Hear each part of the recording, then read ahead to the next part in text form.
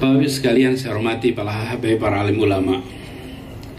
Seperti tadi disampaikan oleh Ketua Umum DPP FUHAP bahwa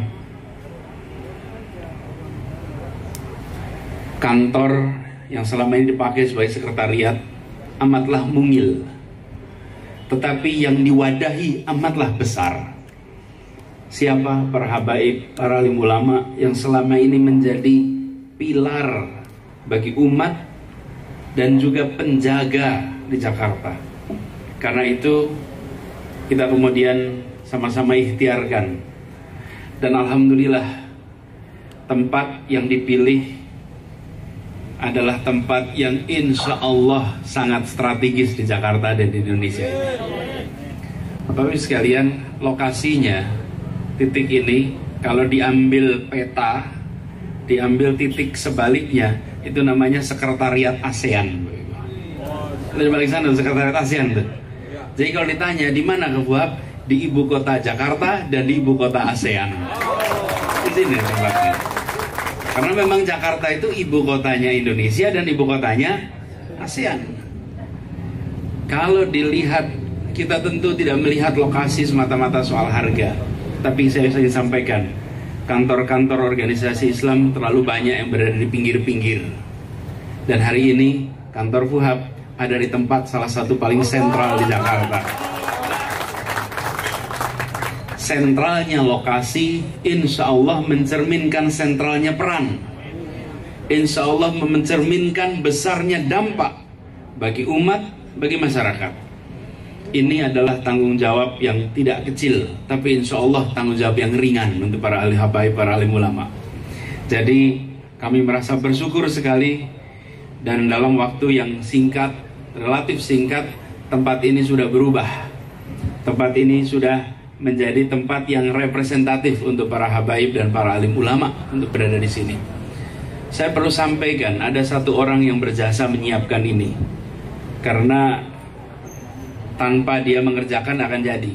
Namanya Pak Reza. Mana Pak Reza? Dia malah tidak duduk di depan nih Pak Reza. Nah itu dia tuh. Duduknya paling belakang, tapi kalau kapal terbang, itu paling belakang itu yang menentukan arah itu. Karena kalau belakang itu buntutnya itu yang menentukan tuh. Pak Reza ini yang bekerja mengurusi aset dan kemudian menunjukkan beberapa pilihan-pilihan. Tapi semuanya para habaib, para alim ulama, Jakarta punya banyak tempat. Kita ingin tempat-tempat ini menjadi pengalir keberkahan. Kita ingin betul-betul menjadi sumber seakan hulu kejernihan, kecemerlangan. Karena itu kemarin ketika mau penulisan prasasti, saya sampaikan sama Pak Reza, saya tidak ingin tulis sekadar prasasti biasa, saya ingin titipkan pesan untuk tempat ini. Saya tulis, boleh lihat sedikit. Saya tuliskan begini kira-kira. Rumah ini diresmikan pada tanggal 10 November di Jakarta. Insya Allah kita dijadikan rumah ini menjadi majelis terkumpulnya para alim untuk memayungi, membimbing, memajukan, dan membangkitkan umat. Biiznillah, dari rumah ini akan mengalir kejernihan pesan, akan mengalir keberkahan dan pesan yang jernih, serta semangat untuk menguatkan persatuan di masyarakat. Saya berharap ini akan menjadi rumah untuk selamanya, yang bisa dikelola walaupun secara kontrak 5 tahunan. Tapi insya Allah 5 tahun lagi diperpanjang, 5 tahun lagi diperpanjang, 5 tahun lagi diperpanjang, 5 tahun lagi diperpanjang, 5 tahun lagi diperpanjang. Itu ada masanya nanti. Ada masanya. Begini, kalau belum masuk waktu jangan adzan. Nanti semua orang lihat jam berapa ini? Oh udah adzan gitu. Kalau tidak boleh adzan, bolehnya apa? Tarhim saja. Kalau tarhim nggak ada yang lihat jam gitu. Nah, jadi para habaib, para alim ulama, sekaligus ini hari yang tepat karena dilaksanakan pada saat kita memperingati Hari Pahlawan.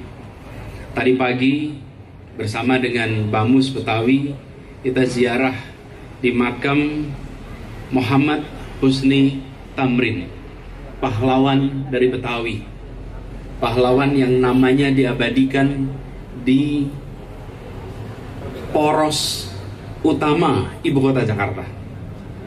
Walaupun kita sering menyebutnya namanya Tamrin, itu nama ayahnya, namanya Husni, Muhammad Husni bin Tamrin. Tapi peringatan Hari Pahlawan itu tepat untuk kita memulai sebuah babak baru bagi Fuhab. Harapannya lokasi strategis ini membuat lebih banyak dijangkau, lebih banyak umat yang datang, lebih banyak para alim ulama dari mana-mana bisa menjangkau tempat ini. Saya perlu garis bawahi, masa depan Jakarta bukan di kendaraan pribadi, masa depan Jakarta di kendaraan umum, di bis, di MRT, dan lokasi ini tinggal jalan kaki sampai stasiun MRT. Jadi nanti mendarat di Cengkareng sampai ke tempat ini tanpa perlu pindah-pindah, sampai ke sini. Mendarat di Halim sampai ke sini. Pergi dari mana-mana, perjalurnya kendaraan umum. Kita lihat negara-negara kota-kota maju sudah menggunakan kendaraan umum. Jakarta sekarang menuju ke sana. Kenapa? Tempat ini menjadi sangat strategis supaya apa yang tadi disampaikan Pak Yai Sukron Makmun dari pesan sebelum 20 jangan dulu nasional. Insya Allah tersambungkan lebih cepat daripada yang direncanakan. Jadi nanti bukan hanya 20, insya Allah 34. Kalaupun provinsinya tambah juga ini nanti Fuhabnya. Jadi transportasi umum itu masa depan dan pilihan lokasi berdekatan.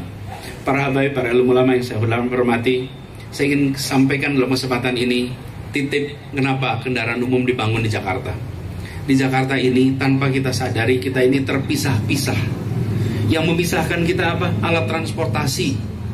Dari rumah naik motor bagi yang mampunya motor, naik mobil bagi yang sudah punya mobil. Mobilnya pun tergantung harganya, ada levelnya. Sampai di tempat kerja tidak bertemu, kerja di kelasnya masing-masing. Antar kelompok masyarakat itu terkotak-kotak tanpa kita sadari. Wah, kalau belanja, shopping mallnya beda-beda. Hatta datang ke Tanah Abang, di situ ada Plaza Indonesia, ada Grand Indonesia, dan ada Tamrin City, ada Pasar Tanah Abang. Yang masuk Tamrin City tidak berani masuk Plaza Indonesia. Yang masuk Plaza Indonesia tidak pernah menyentuh Tamrin City. Betul tidak? Ya. Bebut yang kebun kacang tahu persis seperti apa itu tempat. Terbagi terkotak-kotak. Terkotak-kotak, kenapa? Karena negara membiarkan itu tumbuh, diserahkan pada pasar, diserahkan pada swasta untuk mengatur di mana bertemunya masyarakat. Sehingga tanpa kita sadari terkotak. Siapa yang bisa mempersatukan? Siapa yang bisa membuat semua perasaan yang sama? Yang sosioekonomi rendah masuknya toko yang beda, Plaza Indonesia beda, Grand Indonesia beda. Mau tahu di mana tempat yang miskin bisa duduk bersama, yang miskin bisa percaya diri duduk paling depan? Namanya masjid, Bapak Ibu. Di masjid tidak ada perasaan takut untuk masuk dan duduk di soft paling depan. Boleh saja di rumah hidupnya sulit, sampai di masjid dia bisa bersebelahan dengan seorang ulama yang sangat tersohor. Dia boleh berdekatan dengan pejabat paling tinggi di wilayahnya tanpa ada perasaan terganggu, dan tidak ada ketakutan masuk masjid manapun. Tidak ada, cek saja. Tapi kalau masuk tempat-tempat lain di Jakarta ini ada bedanya. Karena itu, kenapa transportasi yang kedua nih? Masjid satu, yang kedua transportasi. Kita ingin di transportasi umum itu orang berdiri sama tinggi, duduk sama rendah. Masuk MRT, mau presiden, mau office boy, mau CEO, mau pengangguran, berdirinya sama. Tidak ada ruang VIP, tidak ada business class, semuanya setara. Apa yang dibangun? Perasaan kesetaraan, perasaan keadilan, perasaan bahwa kita dapat perlakuan yang sama. Dan yang tidak kalah penting, berinteraksi. Karena interaksi kita selama ini dipisah-pisahkan oleh strata ekonomi. Ini ikhtiar kita. Karena saya sebut soal transportasi umum, karena kebetulan dekat dengan sekretariat FUHAP, dan nantinya menggunakan ini sebagai alat untuk datang ke sini. Jauh lebih mudah. Bagi Lutfi tinggal naik Transjakarta, bisa langsung turun depan sini, Be.